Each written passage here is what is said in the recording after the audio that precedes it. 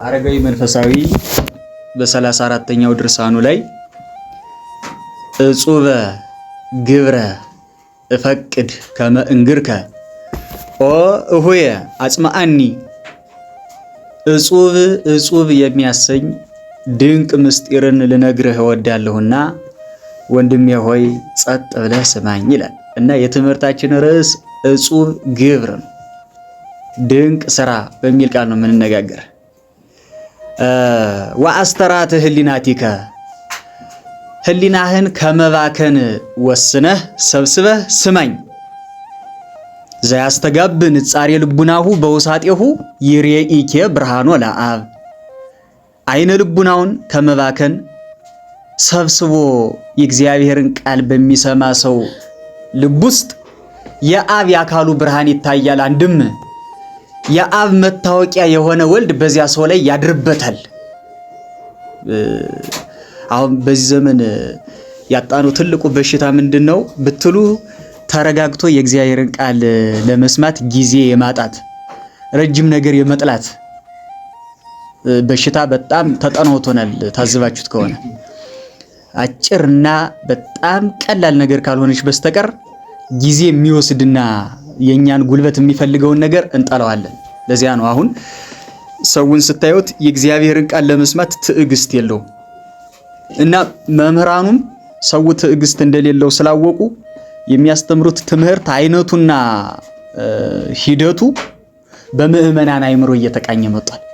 የመምህራኑ ትምህርት ነበር አይደል የምዕመናን አይምሮ መቃኘት የነበረበት፣ ግን ትውልዱ አይረዳውም፣ ትውልዱ አይፈልገውም፣ ትውልዱ እንዲህ አይነት ነገር እየተባለ ትምህርታችን ራሱ በትውልዱ ማይንድ ሴት እየተቀረጸ መጥቷል።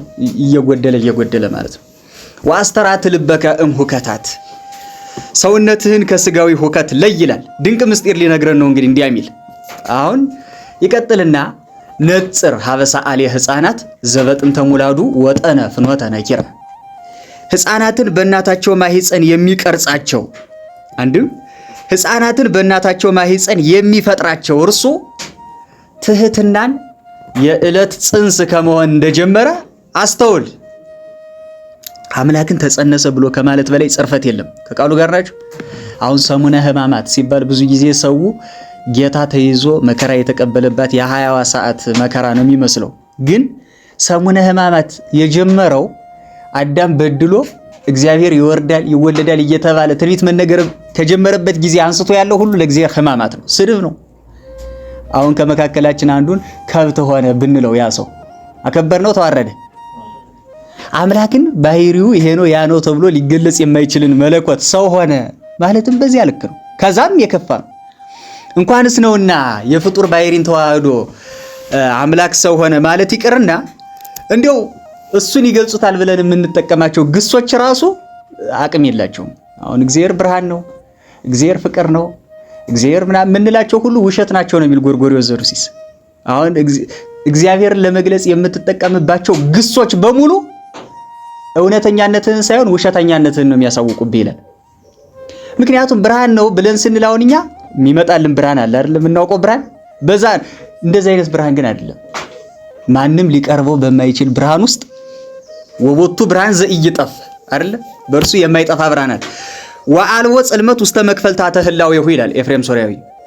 በባህሪው ጨለማ የለም እና ብርሃን ሲባል ግን እኛ እንደምናውቀው አይነት የፀሐይ ብርሃንም አይደለም የምንም አይደለም እና ቢጨንቅ ቢቸግር ዝም ብለን በፀሐይ በጨረቃ በከዋክብት ከፍ ብለን ዝቅ ብለን በባህር በቀላያት በእንደዚህ እንመስለዋለን እንጂ እነዚህ ሁሉ ነገሮች እሱን ለመግለጽ አቅም ያላቸው ነው አይደል? አንድ ሰው ፀሐይን እንደ ሻማ ያለች ናት ብሎ በሻማ ቢገልጻት አጎደላት አላጎደላት? አጉሏታል፣ አዋርዷታል። እንዴ ፀሐይን የምታክልን ነገር በሻማ በፋኖስ መመሰል ምን ይባላል? ምሳሌ የላትም እኮ ፀሐይን። መለኮትስ በምን ይመሰላል? እና ለመለኮት ብለን የምንጠቀማቸው ምሳሌዎች አጠቃላይ ምን ገልጽበት መንገድ በሙሉ ህጹጽ ነው፣ ሪዳክት የሆነ የጎደለ ነው። እሱም በሆነው ነገር መግለጽ አይቻልም። እና ህፃናትን በእናታቸው ማህፀን የሚቀርጽ እሱ የዕለት ጽንስ ከመሆን እንደጀመረ አስተውል። ዕለቱን ተጸንሼ ዕለቱን ልወለድ አላለም። ዕለቱን ተወልጄ ዕለቱን ልደግ አላለም። ቅዱስ ቄርሎስ 9 ወር ከ5 ቀን በእናቱ ማህፀን ታገሰ ነው የሚለው። በአንድ ቀን ተጸንሶ በአንድ ቀን መወለድ ይችል ነበረ፣ ግን ታገሰ 9 ወር ከ5 ቀን። ማንኛችንም ሰው ሆነን የምናደርገውን ህይወታዊ ዑደት እያንዳንዷን ነገር አልፎባታል ጌታ። ቅዱስ ጳውሎስ ዕብራውያን ላይ በድካማችን የማይራራልን ሊቀ ካህናት የለንም ይለዋል ኢየሱስ ክርስቶስን። ድካማችንን የማይረዳ ለድካማችን የማይራራ ሊቀ ካህናት የለንም። እኛ የሆነውን ሆኗል፣ ሰው ሆኗል ከኃጢአት ብቻ በቀር እና ስለዚህ ድካማችንን ሁሉ የሚረዳ ነው። ለዛ ነው በቅዳሴያችንም አንተ የሰውን ድካሙን ታውቃለህና ይላል። የሰውን ድካሙን ምን ትለዋለህ? ታውቋል። አሁን ማወቅ ሲባል ልብ በሉ መለኮት ሆኖ የሚያውቀው አልኩ አይደለ? ግን ይሁት የሰውን ባህሪ አድርጎ ደግሞ ሰው ሆኖ ደግሞ መከራውን ምን ብሎታል? ተቀብሎታል ማለት ነው። ተቀብሎታል። እና ቅዱስ ዮሐንስ አፈወርቅ በሐዲስ ኪዳን ከምስጢረ ስጋዌ የበለጠ የትህትና ትምህርት ቤት የለም ይላል። አምላክን ሰው ሆነ ብሎ ከማለት በላይ ትልቅ ትህትና የለም። አዳም በወደቀበት መጠን ልክ አዳምን ለማውጣት ጌታ የወረደበት አወራረድ የሚያስደንቅ ነው። ለእስክንድሮስ ምንት አጽሐቆ ለቃለ እግዚአብሔር ከመ ይረድ እምሰማያት ወይትወለድ ውስተ ጎል ወይጠብለል በአጽርቅት የእግዚአብሔር ቃል ከሰማየ ሰማያት ይወርድ ዘንድ በበረት ይወለድ ዘንድ በጨርቅ ይጠቀለል ዘንድ ምን አተጋው የሚል ጥያቄ ያነሳል። ከዛ አኮኑ ለድህነተ ዚአነ ጠቅለል አድርጎ ሲመልሰው ይህን ሁሉ ማድረጉ ስለኛ ድህነት አይደለምን ብሎ ይመልሳል። እና መጀመሪያ ጌታ ሰውን ለመፈለግ እሱ ምንድነው የሆነው? ሰው ሆኖ ነው ሰውን የፈለገው። አሁን ብዙ ጊዜ ሰው ሳንሆን ሰው ፍለጋ ብዙ እንደክማለን አይደለ? ሰው መጀመሪያ ሰውን ለማገልገል መውረድ አለበት። እግዚአብሔር ከሰማየ ሰማያት ወረደ አይደለም እንለው? ቤተ ክርስቲያንን አገለግላለሁ የሚል ሰው ለማገልገል መጀመሪያ ከተሰቀለበት የትዕቢት ሰገነት ምን ማለት አለበት? መውረድ አለበት። የመጀመሪያው የመንፈሳዊ ሕይወት አውጅደው ሀሁ መዋረድ ነው፣ ተትህቶ ነው። ከቃሉ ጋር ናቸው። አሁን ተትህተ ምንድነው የሚለው ግሱ? ተዋረደ ነው። ገብቷችኋል? ትህትና ማለት ማለት ነው ውርደት ማለት ነው። አዎ ውርደት ሲባል ግን ሰው እንደምናዋረደው አይነት ውርደት አይደለም። ራሱን ምንድነው ማለት ነው? በቃ የመጨረሻው ዝቅተኛው ትህትናሰ ምድር ይእቲ እንተ ኢትወድቅ ይላታል አርሳኒዮስ። ትህትና የማትወድቅ መሬት ናት ይላል። አሁን መሬት ወዴት ትወድቃለች? መሬት ላይ ያለ ሰው ይወድቃል? ትህትና የማትወድቅ ምድር ናት ይላል። አሁን መሬት ላይ ያለ ሰው አይወድቅም። ወይ ዛፍ የወጣ ወይ ፎቅ ላይ የወጣ ሰው ነው አይደል የሚወድቀው? በሆነ ደረጃ ራሱን ከፍ ከፍ ያደረገ ሰው ወኮነ ድቀቶ አብዬ ይለዋል በወንጌል። አወዳደቁም ታላቅ ሆነ እንዳለው ህንፃ አይነት አወዳደቅ ነው። የመጀመሪያው ነገር መዋረድ ነው። እንግዲህ እስኪ ቆይ አሁን ዳዊት እንደግ ምንድነው የሚለው? አንሰ እፄ ዋኮ እኔ ትል ነኝ ሰውም አይደለሁም እንላለን አንልም? አረ ንገሩኝ። እሺ ቆይ እናምንበታለን ግን ነው ዝም ብሎ ዳዊት ያለው ስለሆነ ነው ብለን ነው የምናልፈው? እኔ ትል ነኝ ሰውም አይደለሁም ብለን ነው የምናልፈው አይደለ? እዚህ ግን እዩት፣ ከልባችን ካመን ነው ይሄንን ቃል እኔ ትል ነኝ ብለህ በትክክል ራስህን ትል ነኝ ብለህ ዲፋይን ካደረክ ትል ነህ። ስለዚህ ትልን ማን ያከብረዋል? ለትል ማን ቦታ ይሰጠዋል? ትል እቀፉኝ ደግፉኝ ይላል። ትል በጣም አስቀያሚ ሮጦ ማያመልጥ ደሙ ጸያፍ ከበሰበሰ ነገር ላይ የሚወጣ አይደለ? በኃጢአት በሞተ ሰውነቴ ውስጥ የኃጢአት ትል የተላብኝ ነኝ። ዳዊት ራሱን ትል ነኝ ብሎ ዲፋይን ካደረገ እንግዲህ እኛ ማንን ብለን ነው? ቅንቡርስ የሚባል አለ ታውቃለህ? እየሰማችሁ ነው? እሱ የትል ዝርያ ነገር ነው መሰል ነው አይደለም? ይሆናል እንግዲህና ምላችሁ ፈልጌ ሰው ራሱን ትል ነኝ ብሎ ዲፋይን ካደረገ አከበሩት አላከበሩት፣ ወደዱት አልወደዱት፣ ምንም የሚደርስበት ነገር የለም። አሁን በዚህ ዘመን ብዙ ስነ ልቦናዊ ቀውስ የሚደርስባቸው ልጆች ይዋቸው፣ በተለይ ሀብታም ቤተሰብ ልጆች ምናምን ይዋቸው። በጣም ይሄ ከልጅነቱ አንተ ልጅ ጀግና ነህ እሱን ስሙት እየተባለ ያደገ እሱን ስሙት እንዲል እሱን ስሙት እየተባለ ያደገ ልጅ በቤት ውስጥ በቃ እሱን ስሙት እየተባለ አቴንሽን እንትን እያለ ከሁሉም በላይ ጀግና ተማሪ እንደሆነ በደረጃም ከሁሉም እንዲቀድም እየተነገራቸው የሚያድጉ ልጆች ከቤተሰቦቻቸው ተለይተው ሌላውን ዓለም ሲቀላቀሉት በቤተሰቦቻቸው ስለነሱ የተሰጣቸው መረጃ ስሁት ሆኖ ያገኙታል። የሚበልጣቸው ብዙ ሰው አለ፣ የሚንቃቸው ሰው ያጋጥማቸዋል። ማይሰማቸው ጊዜ ማይሰጣቸው ቦታ ማይሰጣቸው ሰው እንግዲህ ጭንቀት ጓዙን ጠቅሎ ይመጣል ወደዚህ ሰው። በቃ ገብቷችኋል አይደለ? ከልጅ አሁን የኛ ባህላዊው አስተዳደግ በጣም ምርጥ ነው። የሚገርማችሁ ነገር ሂድ ጉልበሳብ ነው የሚባል። ጉልበሳብ መሬት ዝቅ ማለት ይለምዳል። ሂድ ግባ ወደ ጓዳ ይባላል። ሰው ሲያወራ አይሰማም። ደግሞ ማን እሱን ሰምቶ ጭራሽ ሂድ ግባ ነው እንደውም ወሬ ጭምር እንዳይሰማ ማለት ነው። ይሄም አሁን ፍጹም ጥሩ ነው እያልኩኝ አይደለም፣ የራሱ ጉድለቶች አሉበት። ግን እንዲህ ሲሆን ያደገ ልጅ ጊዜ ሰጡት። አሁን የገጠር ልጅ ጊዜ ሰጠኝ አልሰጠኸው ሰማኸው ቼክም አያደርግህ። አህያውን እየነዳ ወፍጮ ቤት ቆይቶ ሲሄድ ደህና ዋልክም አይልም። ገብቷችኋል አይደል? ምንም ንጹህ ነው አይምሮ፣ በቃ በጣም ጠንካራ ነው። ምክንያቱም ሳያውቀው አንኮንሺየስሊ ዝም ብሎ ትህትናን በተግባር ስለሆነ ከሰውም እንደውም የሆነ በቃ እንደ ሰው ከቆጠርከው ለሱ ሰርፕራይዝ ይሆናል። እንዴ እንደዚህ ይገባኛል የሚለው ነገር እንትን አይደለትም። እና አስተዳደጋችን ጤናማ አይደለም።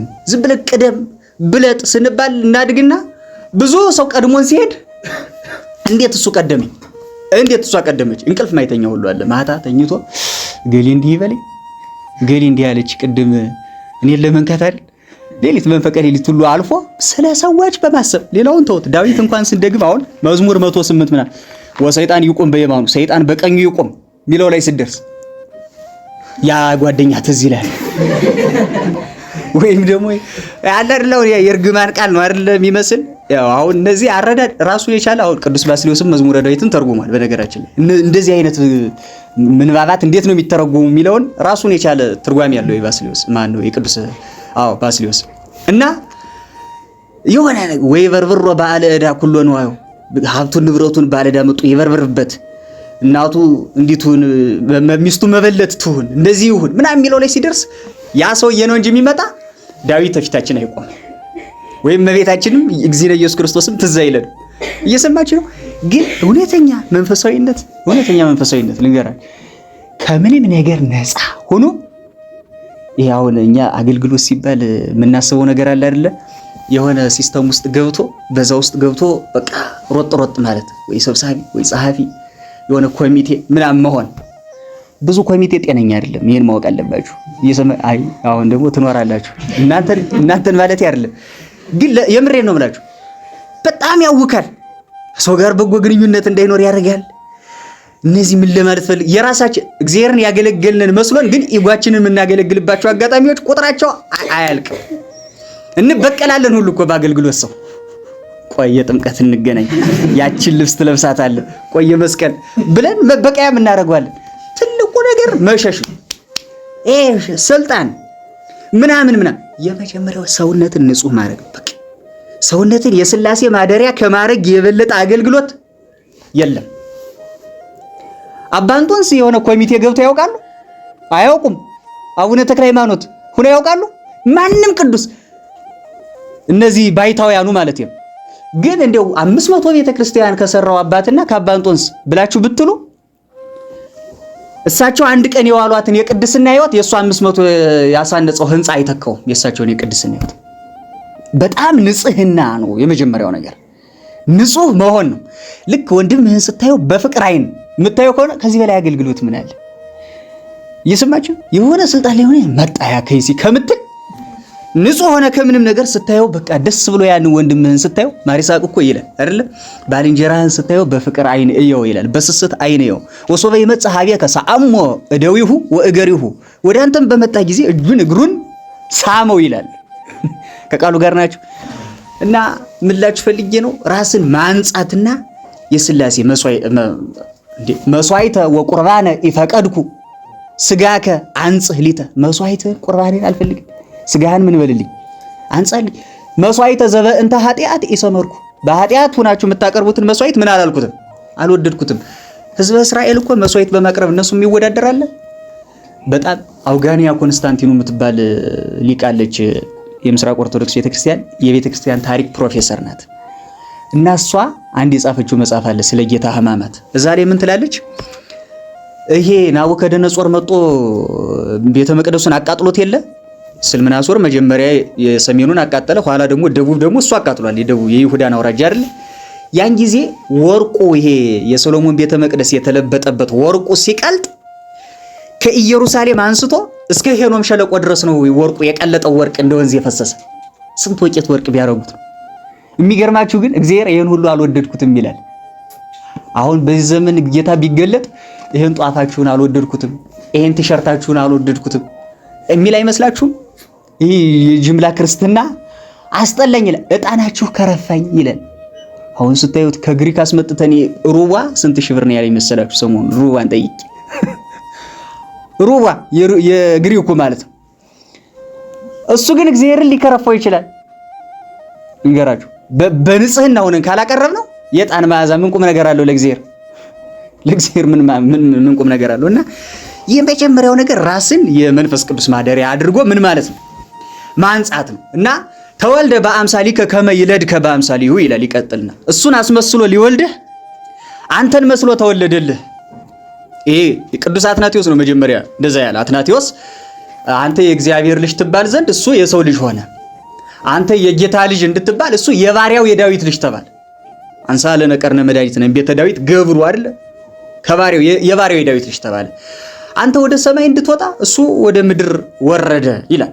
ጎርጎርዮስ ዘኑሲስ እሱ ላንተ ብሎ ሰው ሆኖልሃልና አንተ ደግሞ ወደሱ ስትል እባክህ አምላክ ሁንለት ይላል። በጸጋ እኮ ነው፣ የጸጋ አምላክ ሁንለት ነው። እና ይልና ተወልደ ውስተ በዓት ፈጣሪ ዓለማት ወምዕራፈ ኩሉ ዓለም ከመዛ አልቦቱ ቤት። ዓለማትን የፈጠረ ምዕራፈ ኩሉ የሁሉ ማረፊያ ጌታ ቤት እንደሌለው በበረት ተወለደ። ተጠብለለ በአጽርቅት ወሰከበ ውስተ ጎል ወውስተ መካን ምኑን። በጨርቅ ተጠቅሎ በተናቀ ቦታ በበረት ተወለደ። አፈወርቅ ትንቢተ ኢሳይያስን በተረጎመበት ድርሳን በበረት መወለዱ ስለምን ነው ይልና ጥያቄ ይጠይቃል። በረት የእንስሳት ቤት ነው። ሰውም እግዚአብሔር ሰውን ሰው አድርጎ እግዚአብሔር ከፈጠረው በኋላ ወርዶ እንስሳ ሆኖ ነበር ሰው። ስለዚህ ከወደክበት ከእንስሳት በረት ከእንስሳነት ማዕረግ ላነሳህ መጥቻለሁ ሲል እሱ ወደ እንስሳት በረት ወረደ ይላል። በእንስሳት በረት ተወለደ ይላል። እመቤታችንን በእንግድነት ያልተቀበሉ ሰዎች ግን አያሳዝኑም? ያሳዝናሉ። ያቺ ቤታቸው ዛሬ ሄደን እንሳለማት ነበር። ያቺ ቤታቸው አርያም መሆን ያቀረ እሷን ያልተቀበለ ጌታ አይወለድበትምና ይላል አፈወርቅ። እሷ ባልገባችበት ልብ ክርስቶስ አይወለድም። ክርስቶስ ባልተወለደበት ልብ መላእክት አያመሰግኑበትም። እና እመቤታችንን የተቀበለች ያቺ በረት አርያምን ተካከለች። ሰብአ ሰገል መጥተው ገበሩበት።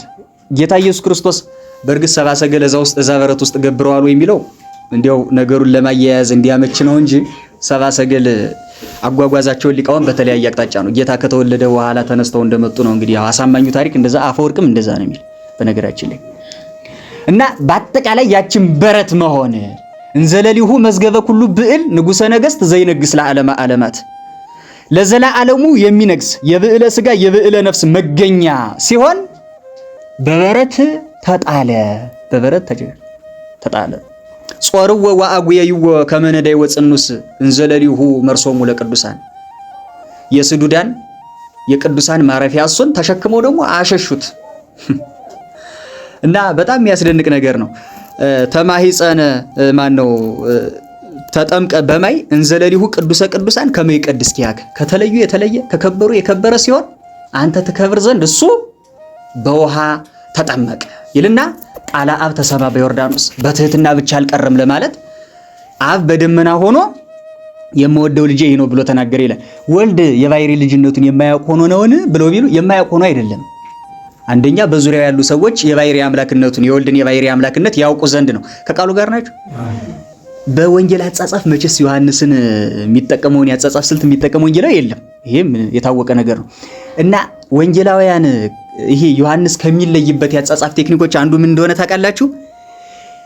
አይሁድ ስለ ጌታ ያላቸውን ግንዛቤ የሚስ አንደርስታንዲንግ የሚባለውን ኤዲት እያደረገ ነው የሚጽፍ። በነገራችን ላይ ለምሳሌ ንስተው ወለዝንቱ ቤተ መቅደስ አይደለ ወበሰሉ ስለት አነሱ። ይሄን ቤተ መቅደስ አፍርሱት እኔ በሶስተኛው ቀን አነሳዋለሁ አለ አይደለ? ከዛ በኋላ በ46 ዓመት ተሐንጸ ዝንቱ ቤተ መቅደስ በ46 ዓመት የፈጀው ምናምን አለ። ዮሐንስ ይህንን ሐሳባቸውን ምን ብሎ ኤዲት አደረገው? ወእቱሰ በእንተ ቤተ ሥጋሁ ወእቱ ዘይቤሉ። እሱ እንዲህ ማለቱ ስለ ቤተ መቅደሱ ሳይሆን ስለምኑ ነው? ቤተ መቅደስ ስለተባለ ሥጋው ነው ብሎ የአይሁድ አስተሳሰብ ኤዲት አደረገው። አረመው አይደለ? ሌላም ቦታ ላይ ብዙ ቦታ ላይ ብትፈልጉ ጌታ የተናገራቸውን ነገሮች አይሁድ ባልተገባ አረዳድ የተረዱትን እሱ ግን ይሄን ያለ በሶስተኛው ቀን እነሳለሁ ለማለት ነው። ያላዛርን ለምሳሌ ያላዛርንም ስታይ ያላዛር ላይ ያለውን ታሪክ ኤዲት እያደረገ ነው ዮሐንስ የሚጽፍ ማለት ነው። የሚገርማችሁ ነገር ግን አይሁዳውያን ጌታ ጋር ሲያወሩ በእንተ ሰናይሰ ግብርከ ኢንዌግረከ ስለ መልካሙ ስራ አኑ ባይቱ በበይነ ጽርፈትከ እስመ እንዘ ሰብእ አንተ እግዚአብሔር አትሬስ ይረሰከ የምንሰድብህ አንተ ሰው ስትሆን ራስህን ከእግዚአብሔር ጋር ያስተካከልክ ስለምትናገር ነው። ወያ ኤሪ ርዕሶም ስለ እግዚአብሔር ራሱን ከእግዚአብሔር ጋር ያስተካክላል ብለው አሉ ይልና ይሄን ሐሳባቸው ኤዲት ያደርጉ። ልክ ነው ሐሳባቸው ገብታችኋል። ሌሎችን ነገሮች ሲጽፍ ዮሐንስ የአይሁድን ሐሳብ በሙሉ ሲጽፍ ወንጌሉ ላይ ብታይ የአይሁድን አረዳድ እነሱ ግን እንዲመስሏቸው ነበር ይልና ኤዲት ያደርጋል። እንዲመስሏቸው ነበር ኤዲት ያደርጋል። ይችን ግን ኤዲት አላረጋትም። እውነት ነው የእግዚአብሔር ልጅ ነው ከእግዚአብሔር ጋር አንድ ነው የተካከለ ነው። እንዲሁ የተካከለ የሚለውም ጸያፍ ነው ይላሉ ሊቃውንት። አንድ ነው የተካከለ ሲባል የሆነ መበላለጥም ያለበት ነው። ጥቂት ያስመስላል ወይም አንሶ ቆይቶ የመጣ ያስመስላል። አንድ ነው ዋሂደ ባሕርይ ለማለት ነው። እና ቃለ አብ ተሰማ በዮርዳኖስ ዝንቱ ተወልደ ማለቱ ዛሬ እኛ ተጠምቀን ስንወጣ በ40 በ80 ቀናችን ለእግዚአብሔር ተወዳጅ ልጆች እንሆናለን። ገብቷችኋል አይደል? ዝንቱ ተወልደ ይባላል አንድ ሕፃን ተጠምቆ ሲወጣ። ገብቷችኋል አይደል? በ40 በ80 ቀናቸው ማለት ነው። ያንን እንደሰጠን ለማጠየቅ ነው። እና ትምህርቴን ለማጠቃለል ያህል ታዲያኛ ምንድነው ማድረግ ያለብን የሚለውን ነገር ተወከፎ በሕፅንከ ከመ ማርያም እግዝእትነ በሕይወት ስትኖር እንደ ድንግል ማርያም ጌታን ከመቤታችን ተቀብለህ በክንድህ እቀፈው ይላል። ጌታን ተቀብለህ ምን በለው እቀፈው። በቁሙ ማለት አይደለም በተዘክሮ አንድም በቅተህ ይላል። ምን በለው እቀፈው። ወትኩን ነፍስከ ሐፃኒተ ሎቱ ዘከማሃ ሰውነትህ እንደመቤታችን የጌታ ሞግዚት አሳዳጊ ትሁን ይላል። አሁን ጌታን እኛ አግኝተን የምናሳድገው ሆነን አይደለም፣ ግን ጌታ የሚያድርበት ልብ ውስጥ መንፈሳዊ ሕይወቱ እያደገ ሲሄድ በሰውነቱ ውስጥ ክርስቶሳዊነት ነው የሚያድገው፣ ክርስቶሳዊነት ነው የሚለመልመው። ገብቷችኋል አይደለ? አዎ። ተወከፎ በሕፅንከ ተቀበለው እቀፈው፣ ጌታ ኢየሱስ ክርስቶስን እቀፈው። ሶበ ይበውኡ ሰብአ ሰገል ጸዊሮሙ አመሃሁ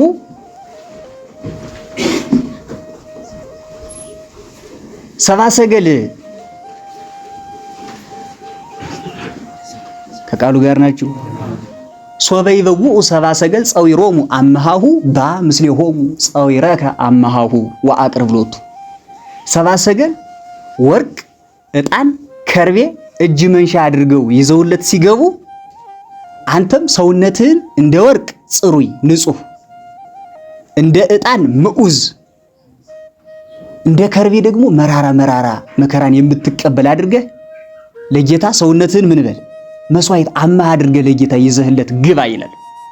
እና በአጠቃላይ ጌታችን መድኃኒታችን ኢየሱስ ክርስቶስ በዚህ በመወለድ ውስጥ የገለጠልን አንደኛ ፍጹም ትህትናውን አሳይቶናል። ሁለተኛ እንደ ጎል እንደ በረት ዝቅ ባለ ልቡና ውስጥ እንደሚያድርና እንደሚወለድብን አሳይቶናል። ዮሐንስ አፈወርቅ እንደዚህ ይላል፣ ጌታችን መድኃኒታችን ኢየሱስ ክርስቶስ ልቡናውን በረት ባደረገ ምእመን ልብ ውስጥ ጌታችን መድኃኒታችን ኢየሱስ ክርስቶስ ይወለድበታል፣ ያድግበታል። ጌታችን ኢየሱስ ክርስቶስ እንደነገርኳችሁ ጌታ ያድጋል ማለት አይደለም። ከቃሉ ጋር ናችሁ። ጌታችን መንፈሳዊነት ሲያድግ፣ ክርስቶሳዊነት ሲያድግ ያንን ነው ለመግለጽ የሞከረው።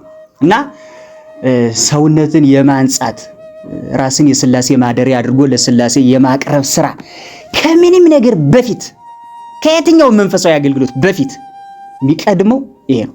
ራስን ለእግዚአብሔር ማደሪያ አድርጎ መስራት ነው። ቅዱስ ዳዊት ውስተ አፍላገ ባቢሎን ህየ ነበርነ ወበከይነ ሶበ ተዘከርነሃ ለጽዮን፣ በባቢሎን ወንዞች አጠገብ ተቀምጠን ሳለን ጽዮንን ባሰብናት ጊዜ ምን አልን? አለቀስን ይላል። እንዚራዎቻችንን በዛፎቿ ላይ ሰቀልን። አሁን በብዙ መንገድ ሊቃውንቱ ይህንን ተርጉመውታል። ፋርስ፣ ባቢሎን የኃጢአት ምሳሌ የሆኑ በቅዱሳት መጻሕፍት ብዙ ጊዜ ተጽፈዋል።